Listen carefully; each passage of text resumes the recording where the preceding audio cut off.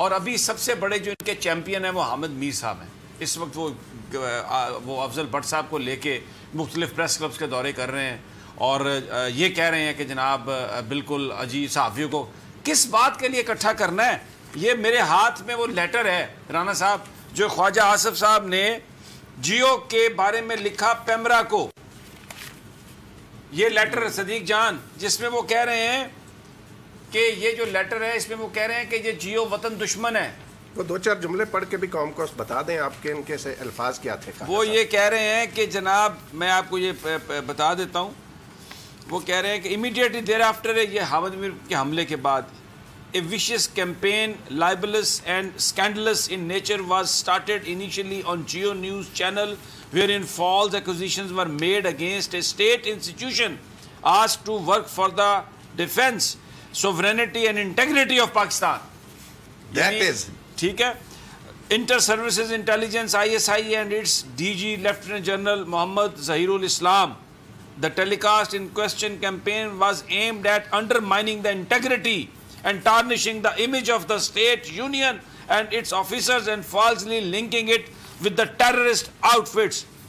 آزادی صحافت پر قدغن جو تھی یعنی جس ادارے کے ساتھ اب یہ کھڑے ہو کر اس وقت جو حامد میر صاحب کے پیچھے لگ کے یہ ان کو آگے لگا کے یہ روزانہ ٹویٹ اور وہ 12-13 لوگ ہیں جن کی تصویریں بھی چھپتی ہیں یہ آزادی صحافت کے لمبردار بنے ہیں صدیق جان.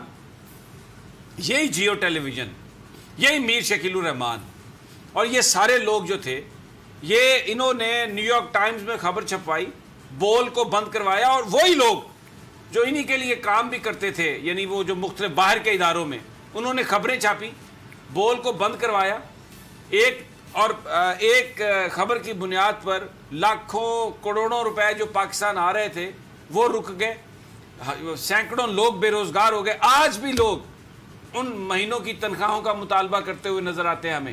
آج بھی ہم اس کے وکٹم ہیں. سپریم کورٹ آف پاکستان نے ان کو قاتل کہا ہے اور یہ آزادی صحافت کی بات کرتے ہیں اور حامد میر صاحب ان کے بڑے چیمپئن بنے ہوئے ہیں. صرف اگر یہ ان سے پوچھا جائے کہ آپ کے پاس پیسہ کہاں سے آیا تو یہ پاکستانی اداروں کو یہ کہتے ہیں رانا ثناء اللہ گرفتار ہوا تو یہ کہتے ہیں آؤ مجھے پکڑ لو مجھے پکڑ لو مجھے پکڑ لو مجھے پکڑ لو. نہ ان کو کوئی پکڑنا چاہتا ہے نہ کوئی ان کی ورتھ ہے کہ ان کو بندہ پکڑے کوئی. سر سمیع صاحب دیکھیں وہ جو انہوں نے کہا آؤ مجھے پکڑ لو وہ ایک ایسے ہی ان کا رویہ تھا جیسے کوئی سیاسی لیڈر ہوتا ہے نا.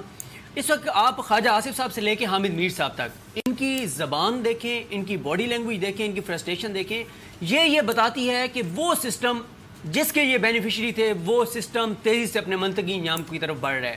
خواجہ آصف صاحب کو آپ نے بڑے سالوں بعد دیکھا ہوگا اس ٹون کے اندر جس میں وہ ان کی دیکھیں وہ کیسے ان کی آواز نہیں وہ تو ان کی بیگم اور ان کے بچے کو بلایا ہے نا نیب نے اور بلانے کے بعد وہاں پر سب کچھ ان سے پوچھا ہے ان کی بے نامی جائیدادوں کا اور بیسیکلی ان سے پوچھا ہے وہ جو اقامہ بطور وزیر دفاع وہ اس اقامے کو وزیر واٹر اینڈ پاور اس اقامے کو استعمال کرتے تھے کس کس جگہ پر انہوں نے کمپرومائز کیا ہوگا یہ ان سے پوچھا ہے تو وہ بھی آ گیا اس کے پیچھے.